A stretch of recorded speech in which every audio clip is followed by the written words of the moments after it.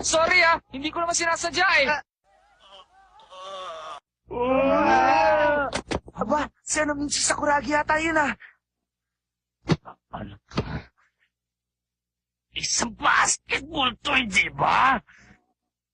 Sakuragi, sorry Hindi namin sinasadya tamaan ka. Pasensya na, sorry Wala akong pakialam!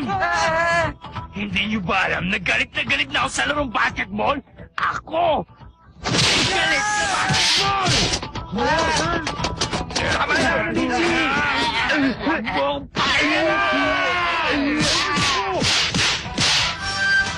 Naloko na. Wala na makakapigil sa kanya.